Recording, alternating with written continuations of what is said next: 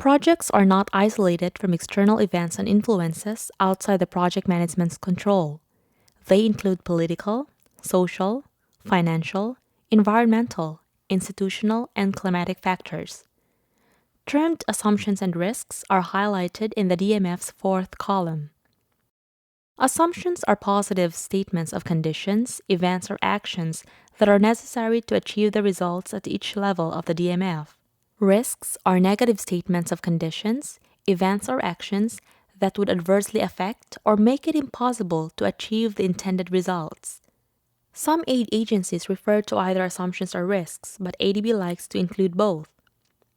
Assumption and risk can either be brought under the control of the project, factors in the wider policy and institutional environment that are dependent on decision makers elsewhere, for example, policy environment, institutional capability, and political will.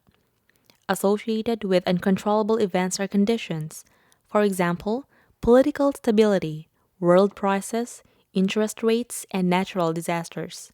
Assumptions and risks not within the control of the project are explicitly listed in the DMF. Assumptions falling within the control of the project should be considered in the project design and becomes the project management's responsibility. Assumptions and risks are specific to impact, outcome, and outputs. A well-designed project is one whose risks are manageable. Avoid assumptions that are unrealistic, such as no inflation or that are not critical to the cause-effect logic. For example, the assumption that no natural disaster will occur is a critical assumption but does not help the design. If there is a typhoon or a tsunami, there will be no project. Avoid mixing assumptions with risks. Expect the project to monitor and report on assumptions and risks. To make this a meaningful and easy task, specify quality, quantity, and time frame for each assumption. Do not state the obvious. For example, better nutrition leads to good health. Adequate rural road infrastructure is key to economic and socioeconomic development in the rural areas. Technical and vocational education provides supply of skilled workforce. There are 3 levels of assumptions and risks. There is a horizontal logic between assumptions and risks and the design summary, impact, outcome, outputs, which starts at the bottom right field, inputs.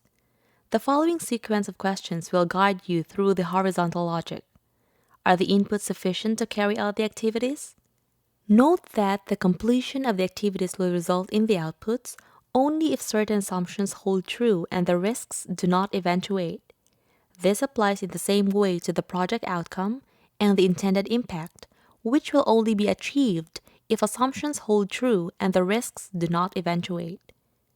After the activities are completed, what assumptions have to hold true and what risks should not occur to produce the respective outputs? Having produced the outputs, what assumptions have to hold true and what risks should not occur to achieve the outcome? Having achieved the outcome, what assumptions have to hold true and what risks should not occur to make a contribution to achieving the impact? Based on this logic, all fields of the right column are filled. Procedures. Step 1. Search for assumptions and risks. Assumptions and risks are best considered during the objectives tree analysis.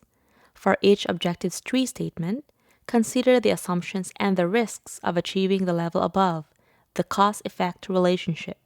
Step 2. Look for gaps in the results chain. The results chain analysis provides a good lead to assumptions and risks.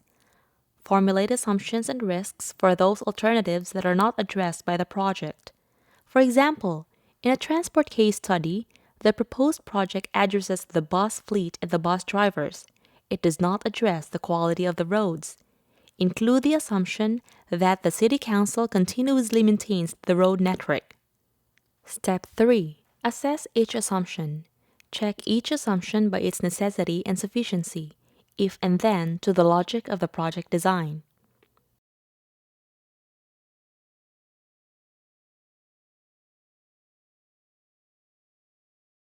Step 4. Refine the assumptions and risks statements. Check if the statements are stated vaguely, cannot be monitored, and if need be, cannot be mitigated by the project. For example, the government remains supportive of the reform program is too general and cannot be measured. Restate the assumption as follows. The Parliament approves the legislative changes as per agreed schedule. According to the table, if the assumption is critically important and the risk likelihood is high, while the probability of failure and the expected impact of risk medium, then project management should mitigate the assumptions and risks and create a contingency plan. Note that the table suggests that if both assumptions and risks are high, the EA should rethink or redesign the project. Step 5. Assess probability. Rate the importance and probability of each assumption and risks. Focus on assumptions and risks that are critical, whether positive or negative, to the success of the project and determine their likelihood of occurrence. Step 6. Identify potential actions. Assumptions and risks, once specified, provide important insights and may guide decisions in the proposed project design and management. Application. A completed DMF application for a vocational school project is attached. You can download and print the application for your perusal. Focus on the last column. Observe how the assumptions and risk statements are formulated. Let us continue. The next step is to consider the indicators.